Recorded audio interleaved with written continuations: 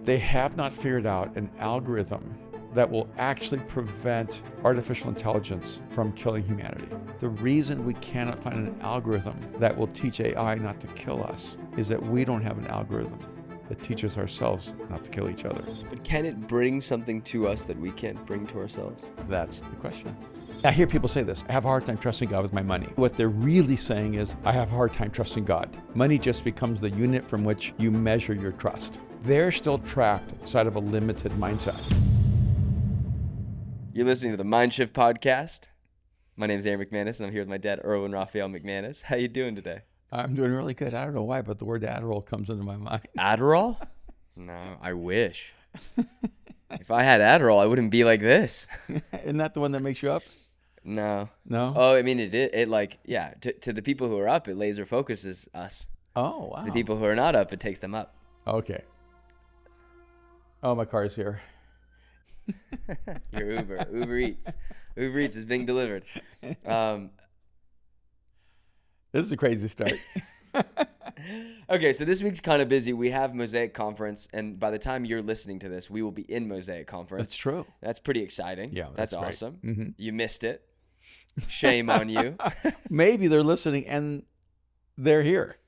Last year, I said something dumb on the pod that came out that Friday of conference, and started drama. And so I'm learning from my mistakes.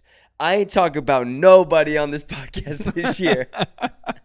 But you did, last pod, you brought up the triangle of persecutor, rescuer, And victim. Not my triangle. That's Henry Cloud.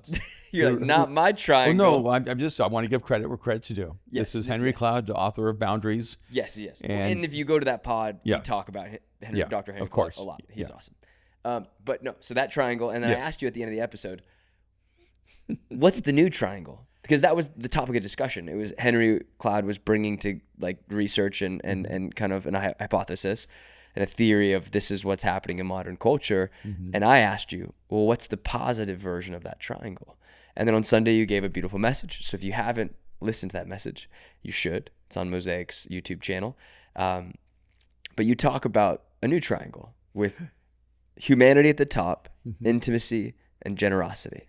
Right, but I wasn't really trying to create a different triangle for that social interface, between being a rescuer, a persecutor, and a victim. No. I was actually talking about how to live in alignment. Yes. And I had a very, very practical motivation behind that, was that we've been going through a massive transition here at Mosaic. We're having to mobilize, really, in the end, thousands of people.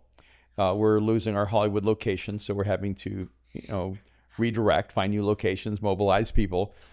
And so what you do is you begin to look at things demographically. You begin to look and see, where are people coming from? Where are people living? And, who comes more than once? Who comes as a regular tender, but also who gives?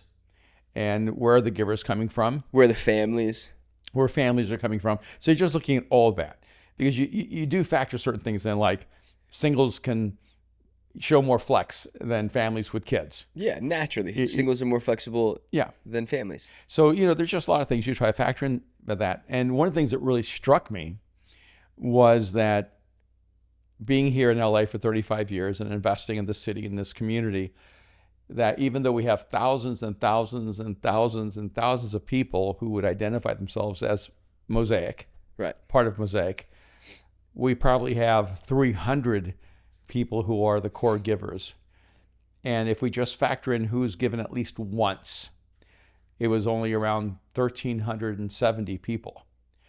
And it really fascinated me to think about the fact that all that Mosaic does around the world, and it's 9 different campuses in 9 different cities, that 300 people make that possible in a sense.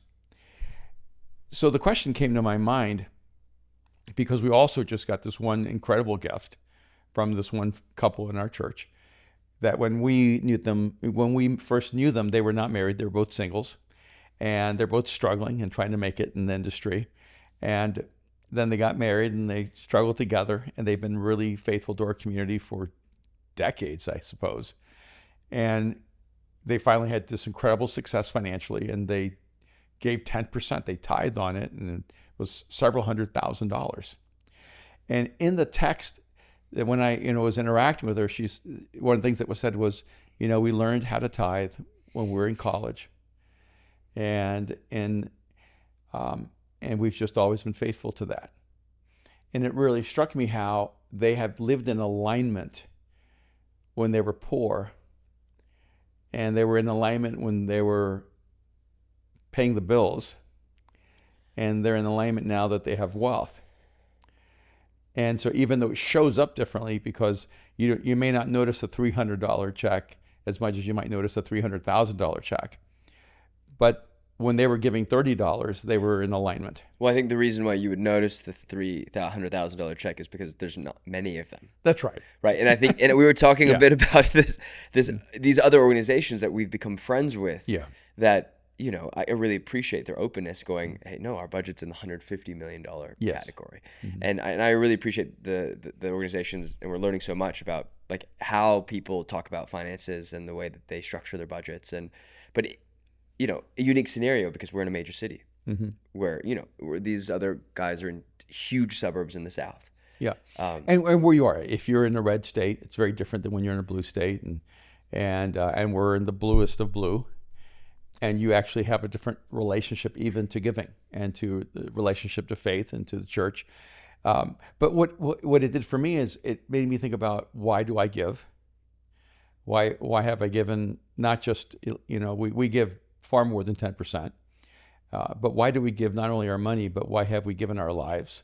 Why have we given every aspect of our being to this particular mission of Mosaic and what we're doing, And it really struck me, you have to have certain things in alignment. And so I developed this triangle that I presented on Sunday, and I said, look, all the conversations in life that have to do with your purpose, your priorities, your values, your resources, your giving, they all really actually have to do with alignment. And the starting point for alignment for me is actually intimacy.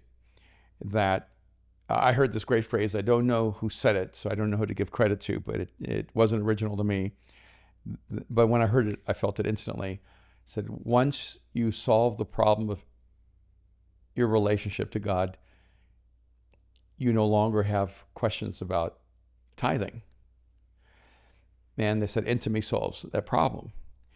And I know it's not as simple as that. But it really struck me because I thought, really what happened for me is intimacy aligned me. Like my relationship with God aligned all my value systems. It aligned my priorities. It aligned my life direction. It aligned my vision for the future. It aligned my giving. And it sent me back to both Deuteronomy and to the Gospels, where it says we're to love the Lord our God with all our heart, soul, mind, and strength. And that's really a statement of alignment, to love God with your heart, soul, mind, and strength. And I look at just on an everyday level how hard it is to be in alignment with my mind, my emotions, and my actions. And sometimes my thoughts are different than my emotions, and both of them are different than my actions. And when I'm out of alignment, I'm like one of those cars that's just wobbling down the road. You're putting a lot of effort in, but you're not moving forward.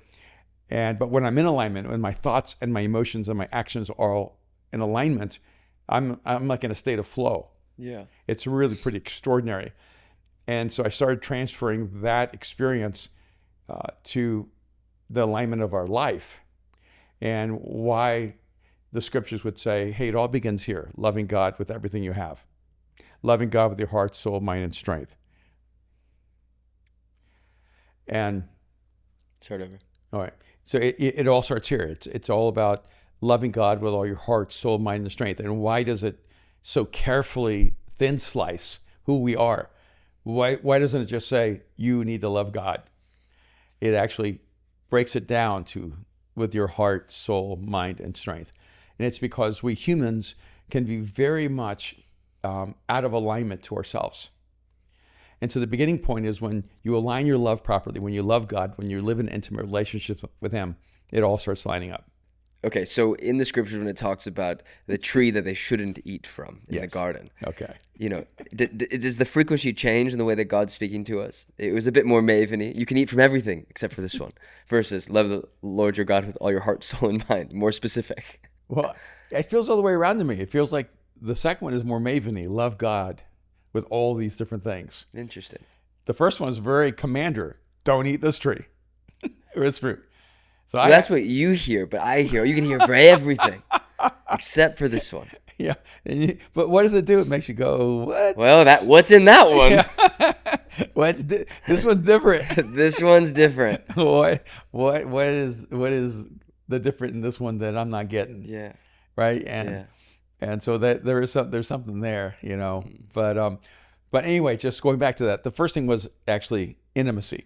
The second one was generosity, because you have to have a mental shift about intimacy. You have to realize what you love is what you're aligned to. But the second framework is generosity. How you see the universe, whether from a mindset of abundance or a mindset of limitation, has everything to do with the future you'll create. I think it's somewhere in Proverbs 11 where it says that the world of the generous gets larger and larger, but the world of the greedy gets smaller and smaller. And so this is the second frame, because they realize that some people are aligned with God and they really do love God, and they really, you know, have that dynamic relationship, but they're still trapped inside of a limited mindset. They still don't believe in an abundance mindset. They don't believe that God is generous and that they can trust God with what they have in the life they live. And so there's an interesting, almost like a tension. And I hear people say this, you know, I just have a hard time trusting God with my money. But really what they're really saying is, I have a hard time trusting God. Money just becomes the unit from which you measure your trust. But I think some of it is actually related to our mental structure. Do you believe that there's more, that there's enough for everyone? And I think it's why there's such a problem with things like envy and jealousy, is because when you have a limited resource mentality, you are prone toward envy, because what you have means I don't have it. And for me to have it, I must take it. I have to take it, or you can't have it. And so there becomes then jealousy, because then we measure each other against what someone else has. And you can actually know whether you have an abundance mindset. When someone succeeds, do you instinctively celebrate, or are you instinctively jealous? Like when someone in your life, someone in your world gets something that you wanted for yourself, are you happy for them?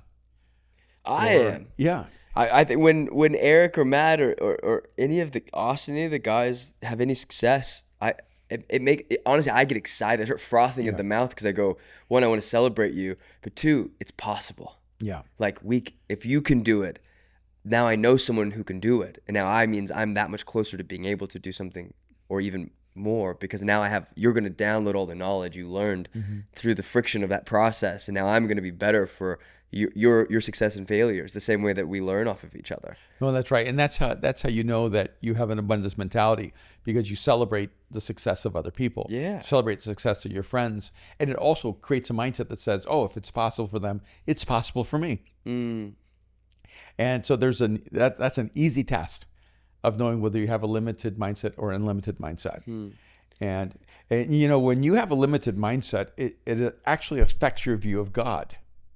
Yeah. Because you have this, it's this kind of Esau Jacob thing, where there's this mindset that God only has one blessing. But actually God has enough blessing for everyone. It wasn't that God did not have enough blessing for Esau and Jacob. It really is that we don't believe that God's blessing us if he's actually blessing someone else. And so even when you look at the story, God actually did still bless Esau. And when you look throughout the scriptures, well, there's all of these blessings on the bad sons. And why are there so many son pairs? You got Cain and Abel, Isaac, or Jacob and Esau, Isaac and Ishmael. Like, you have all of these sets of pairs. It's true. Why?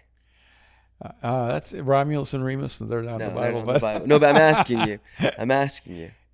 Is there any significance to that, or is it just the way that they were telling stories at the time? Well, I mean, I think both. I think there is significance. I actually do believe they're real people, and in real time. Because even Cain and Abel, we know they had more siblings. Yeah. Yeah, but usually comes down to the story of two. It's interesting. And because in life, there's usually two very clear choices that have to be made. And there are many other choices in life, but each one of these stories are rooted in an intersection where one of two choices can be made, and it materializes what life looks like with each choice. Yeah. And so ironically, even with the story of Abel and Cain, Abel made the right choice, but he was killed for it. So it doesn't mean that when you make the right choice, life goes well for you. Because ironically, Cain made the wrong choice and he killed for it. But if you look in a pragmatic way, Cain got to keep living and have ancestors. Abel's life ended and had no generations, celebrating him in a sense. And so you think, oh, wait a minute, Cain got the better end of the deal. And, so sometimes those stories aren't as black and white as we wanted to make them out to be. But what it does tell you is that life is filled with these intersections of choices.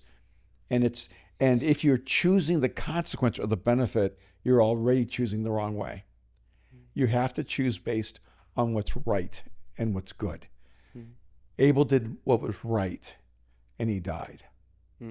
Cain did what was wrong, and he lived to regret it. I like this triangle as a replacement for the old triangle because I think this is why. Because that triangle is toxic. And then that was the conversation that you and Henry Cloud, Dr. Henry Cloud, and these amazing, brilliant minds that you were with were talking about, is that this triangle is the reflection of what's happening in modern culture and in young people and society. And I think this new triangle, if you adjust it slightly, it is about alignment. The other one is about this toxic, like cyclical motion of human behavior. And this new one is, I think, the ideal human cycle. Yeah, because the other we are connected in our humanity, in our intimacy, and in our generosity to understand that when we're aligned with something greater than ourselves, we become greater than ourselves. No, that's so true. And of course, the third part of that triangle is humanity. So there's intimacy, there's generosity, then there's humanity. Your view of humanity affects your alignment. And it affects where your resources go. It affects where your energy goes. It affects the direction of your life. It affects your values, your principles, your purpose.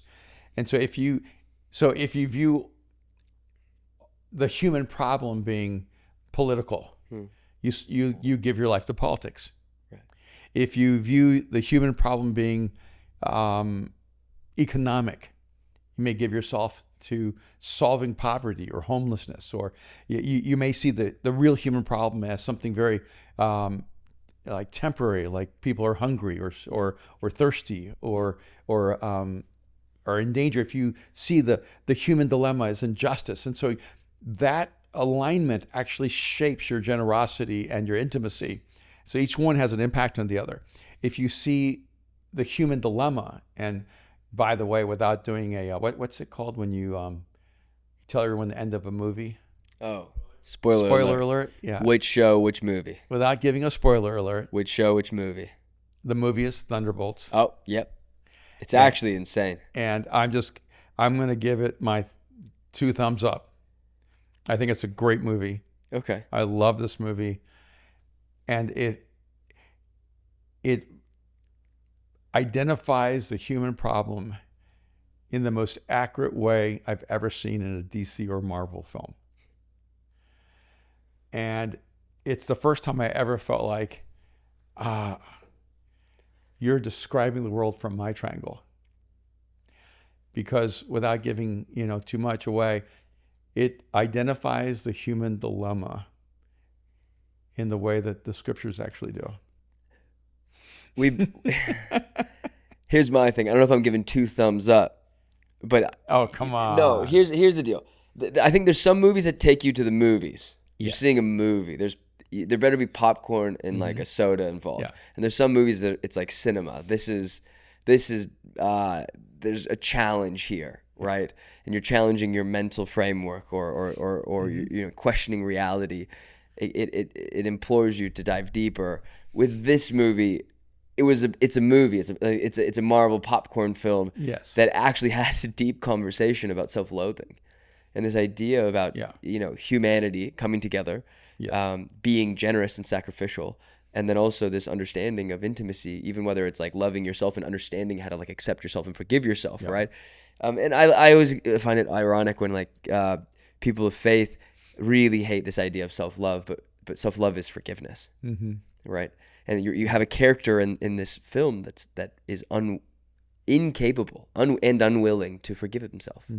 And I looked over at you and I said, was that wildly deeper than you thought it was? I got emotional. And I got uncomfortable. Yeah, I had tears in my eyes, and I'm going, wait a minute. This is my popcorn movie. Yeah, this was supposed to be fun. You know, yeah, and I kind of do distinguish between films and movies. Right. You know, and you know, Sinners would be a film, Thunderbolts would be a movie. Yeah. Yeah, you know, but they can both be 5 out of 5 stars in their own genre. Yeah. You know, in their own world. Like Saving Private Ryan is a film.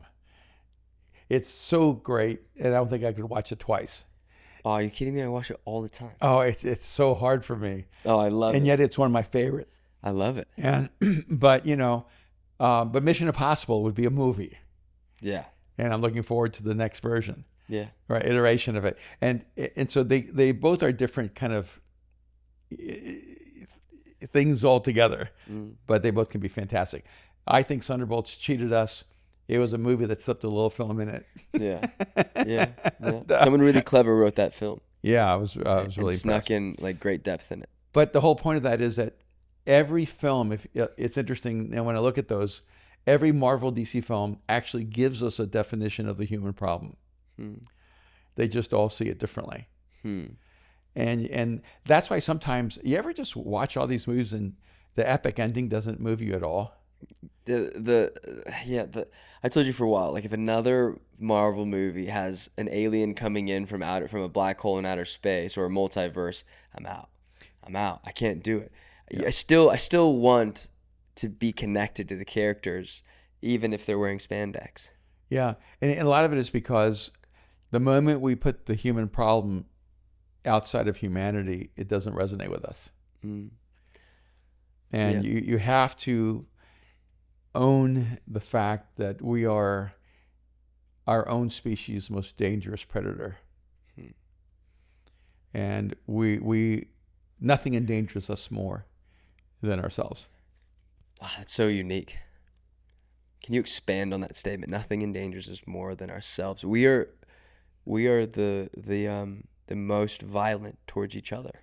Yeah, even with the fear of AI and the conversations about AI developing consciousness and coming to a place where it destroys us all. I'm not afraid of AI. I'm afraid of what humans will do with AI. I don't try to be afraid of anything, but I think there's more concern, not about what AI will do independently. The greater concern is what humans will do with AI, because AI has not proven to be the enemy. We have proven to be the enemy. And, just on a little tangent, did you see, I guess we ship solar panels from China, and they found chips in these solar panels that have a kill switch in them that the Chinese government could actually activate and stop the electrical flow of solar panels. And that's really interesting. It's really, really interesting. And I thought, there it is. See, the reason it connects is because humanity's threat is not the future of technology. It's us. It's us. It's we humans pushing the button of technology. If AI decides to kill us, it's because we'll teach it that. Yeah. If it decides to kill us, all it is mirroring real life, humans and human behavior. Yeah. Yeah. And And I think that's the bigger issue, and that's where I think probably 20 years ago when I was at the TED conference, I think it was the one in Montecito that focused on AI, and Chris Anderson and every specialist that was there had a really Monterey. I'm sorry, Monterey. Yeah, up in Monterey. You were just in Montecito, though. That's why. Montecito, that's why. It's because that's where our friends live. Yeah. Up in Monterey. Every expert had a very grim view of the future. Yeah.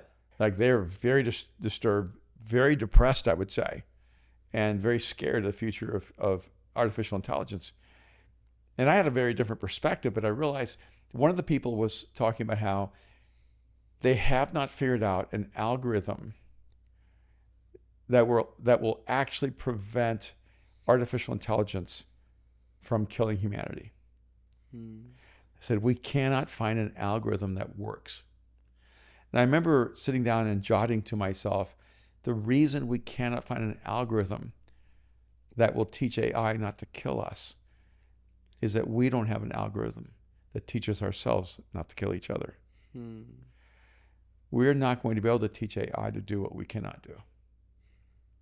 In that sense, like the moral dilemma isn't what AI will do.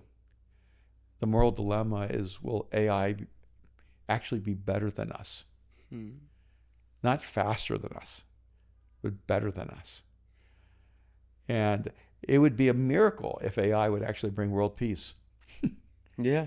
That means that AI would actually elevate above our human instinct in essence. Can it bring something to us that we can't bring to ourselves? That's the question. And that's why we're so afraid. Because in the end, we know that if we are the creators, if we are the gods, and our creation is created in our image, it's not hopeful. Well, my image needed braces twice. So I can't imagine the AI's teeth's gonna be messed up. It's a profound thought and a really interesting conversation. And I almost really wish that we had Alex here to have that conversation. Oh yeah. I should have texted him. He's off for a few weeks until he starts the new thing. Let's bring him in.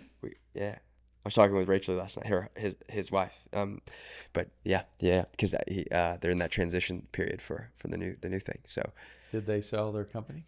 I can't talk about it. We can't talk no about that. No one's listening. We can't talk about it.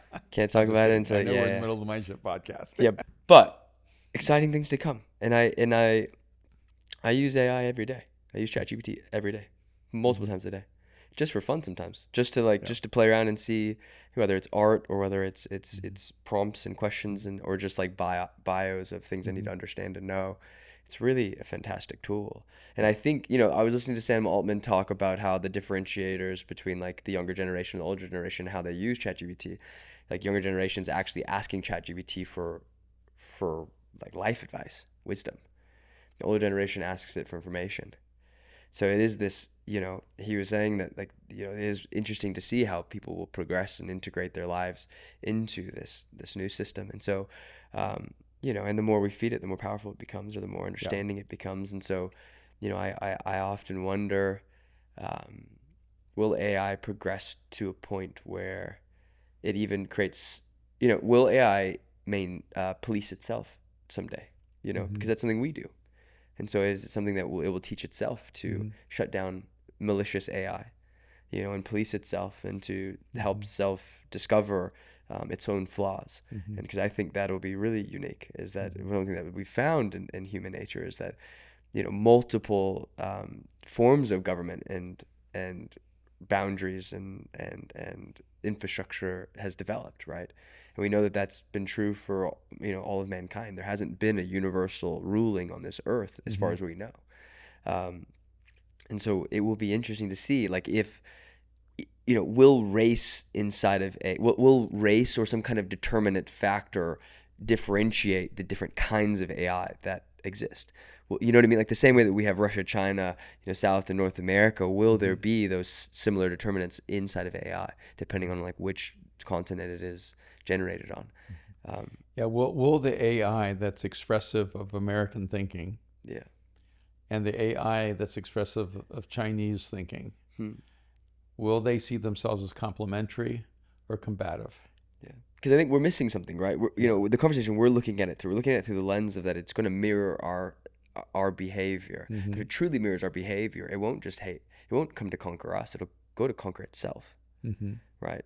That we will be a secondary in its maybe primal urges to conquer and discover and pioneer and then develop and then rule its own AI. I just hope that if that happens, the AI doesn't see us as rats that need to be exterminated, but they see us maybe as like Labrador retrievers that need to be fed, taken care of, and loved. Yeah, I'm getting real cuddly real quick.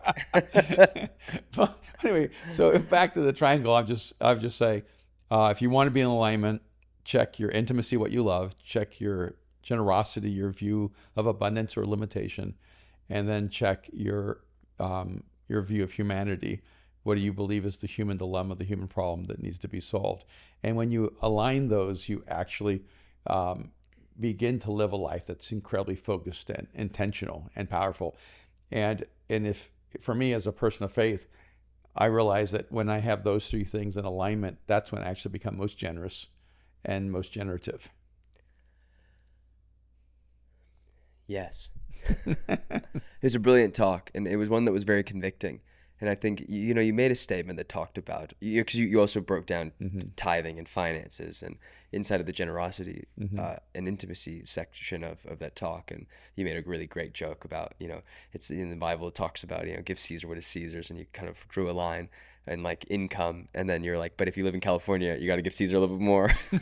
A lot more. And people were laughing, and people felt that in their gut, So Caesar's really greedy out here in California. Yeah, and his name's Newsom.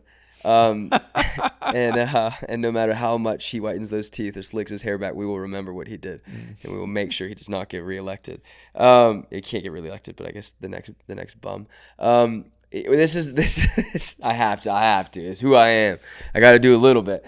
We were talking about the seven. What? But he did such a bad job being the governor of California that he'll probably become president. What's insane to me, and I'm not like I like this guy named Charlie Kirk. I didn't always like Charlie Kirk, but I didn't like him when he was younger. I really like him now, and I've liked watching the journey. And so, if there's ever a moment, I would love to meet Charlie Kirk. I think he's really brilliant. I love the position, the posture switch in the way that he interacts with young people now. He's a lot more patient in his response and rhetoric. But that interview with Newsom and Charlie Kirk, Charlie Kirk ice skated on that man. Ice skated. That was a masterclass. But it was wild watching Gavin Newsom slip out of the what happened to French Laundry? Why were you sitting during COVID when you're encouraging people to stay away from their families during Thanksgiving? You're trying to destroying the nuclear family, because that is his subversive mission. I believe personally.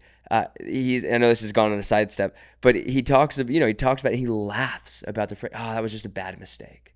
Yeah. Now, I'm not as big a fan of Charlie as you are, but I think you'd actually like him.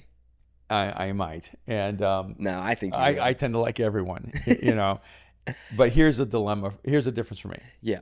Even if you disagree with everything Charlie Kirk believes. Yeah. Charlie Kirk actually believes what he says. Yeah. When I watch Gavin Newsom, I watch him and I go, this man does not believe what he says. No. He says what he thinks he needs to say to accomplish his mission, to get his goals, or to get elected. Yeah. And I actually think whenever someone has real conviction, talking to someone who's actually more political, the person with conviction always wins. Always wins. And that's why, for me, the conversation between Charlie Kirk and Gavin Newsom was, you would think it'd be a pro versus an amateur, Newsom being the pro and Charlie being the amateur. Just based on Charlie's age. And Newsom's experience, but it's a flip side because Charlie Kirk isn't going into the interview trying to figure out who he needs to be. Yeah. He knows exactly who he is. He knows exactly what he believes, and he's true to that. And he asked questions. And Gavin, I've never seen, in fact, he's kind of fun to watch right now because I don't know if I've ever seen anyone triangulate better than him. He's like what, you know, those like deep South festivals where they like cover a pig in like Vaseline and they got to catch him. That's Gavin Newsom. It's like get him to commit to anything verbally. He can't. He's so slippery. But we're go back to the original triangle. Why? It's fun hating on Newsom. No, but I missed this. I'm using. Here we are at conference week, and we're gonna say nothing controversial. Nothing. I'm not talking about anybody in the church. I know. Now here's the funny thing. Newsom a year ago, the persecutor would be the Republicans who hold certain positions. Okay. And he's the rescuer.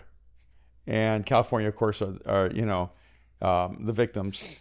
But he now flips it where he's like, his policies before are now the persecutors. And he's acting like he didn't actually implement those policies. Wow. He's the rescuer now on the other side. I've never seen it. It's like he went from Batman to Superman. Yes. And he was the persecutor that now he's actually trying to save you from. Yeah. And I thought, what a brilliant triangulation of acting like he never held any of those positions, acting like he's fighting to save us from those. I mean, wait a minute, that was you. A year ago, that was you. I feel like I'm watching a bad version of a Marvel movie with the multiverse. What do you mean? You're just watching Ant-Man 3? Yeah.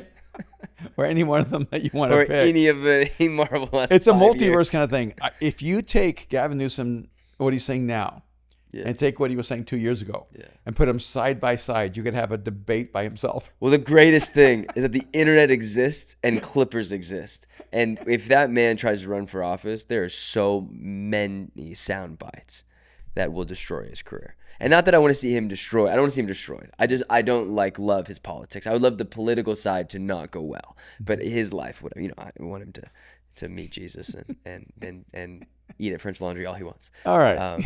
What's up? So we made our little political detour into the cul-de-sac, which now is a dead end. I'm sorry. I call it Newsom Neighborhood. Newsom Drive. Next to AI Lane. We don't need to keep talking. We're kind of at the end of this. We can just roll out of this thing like a slippery pig. I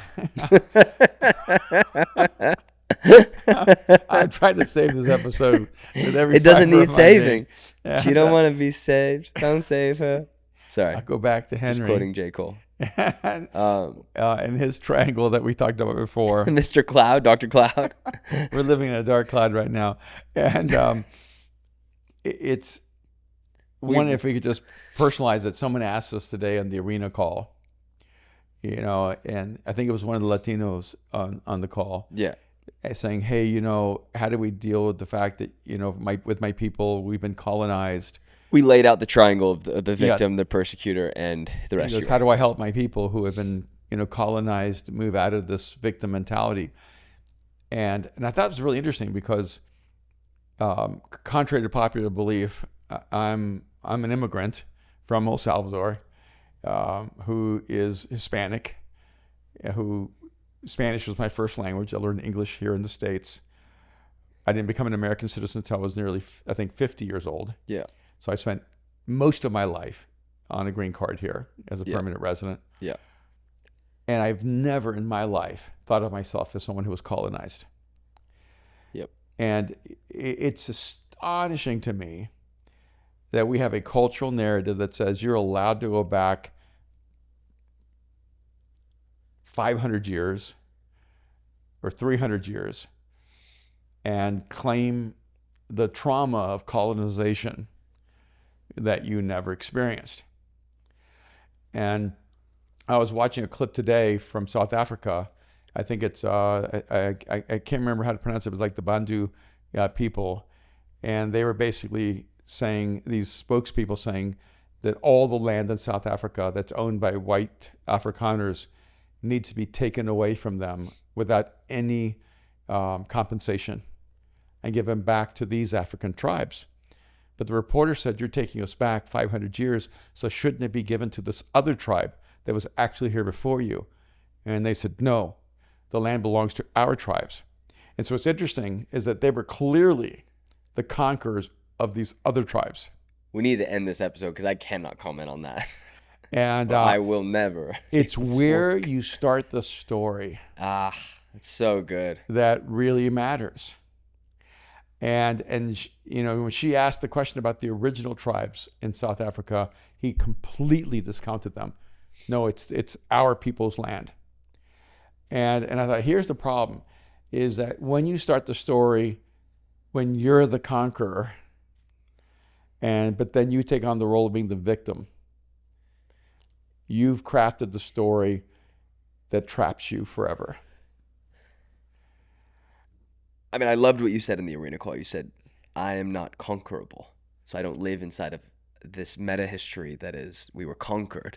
And I said, that happened in 1493. Mm-hmm. How are we summoning this history and living in it as if it happened yesterday? It's I don't know what it's like generational masochism in a way. Yeah. But you look at, we love to rewrite history, and I go back to your talk on the stories we tell ourselves, and it really comes down to that. It's like, what is the story you're telling yourself? And that's why I do believe in the thing. I believe in what we believe in, is because I do believe that story brings out. It does not matter your past. If anything, it starts in brokenness and in sin, mm-hmm. and goes, if you can just admit and understand that you're broken, and that you're mm-hmm. sinful, and that sinful is really just this layer of brokenness, that there's ways of pushing through that with hope and beauty and joy and peacefulness. And it is in our humanity that we hold each other and chain each other to the brokenness of our past, mm-hmm. right? And it's always how people are destroyed. When they're doing something great, it's the reminding of the world what they did in that worst moment. Yeah. And we have not yet evolved as a society to understand that flaws can be moved through. Yeah. And it's why we're the highest incarcerated country in the world. And there's so many ways to go around this, but we've run out of time on this mind shift. Well, I just want to end by saying I have never been conquered. Yeah. I am unconquerable. Yeah. I am 25% Native American, 50% Spanish and Portuguese. Am I the conqueror or the conquered? It's all about how you tell yourself the story. Yeah. And, I am not responsible for the crimes of my ancestors, nor am I the beneficiary of the suffering of my ancestors. I have to choose my own agency and realize that no one starts life from scratch. But what you do with your life, that is the measure of your freedom. And I recognize there are people in the world who didn't get the benefit of a life that I have. There are people who are born in the Congo, or they're born in, central China, or in, Venezuela, and they're in much more difficult situations. Yeah. And when you are born into that world, then you can talk about the oppression you've experienced. But when you're going back 10 generations and holding on to generational trauma, I think it's a cop-out. But I don't know. Because I don't know if the people in Congo are going, I don't know if they're blaming their ancestors. They're not. You know what I mean? No, that's my whole point. Yeah, right. The people who actually live in real crisis don't go back generations because they have a real crisis to face right now, today. So you're saying raise the stakes in your own journey. Yeah. Face the world you're in right now. Bring all the courage that you can muster to this moment. And stop apologizing if you got benefits from the past. Live a great life. Earn the privilege of having gotten a head start.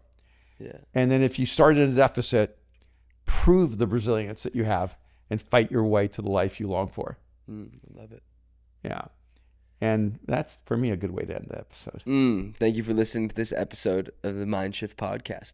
Subscribe, rate, and review, and share this with a friend. Follow us on Instagram, Mindshift Podcast. And we're on TikTok. We got some clips on there as well. Dad, I love doing this with you. I hope you are having the best conference. I'm going to get an IV and try to fix whatever's broken with me right now. I love you so much. And if you haven't checked this book out, Mind Shift and the 7 Frequencies of Communication, in the arena. If you're looking for a business mentor and a community to keep you accountable, join the arena, arenasummit.com. That's awesome. All right. See you guys next week.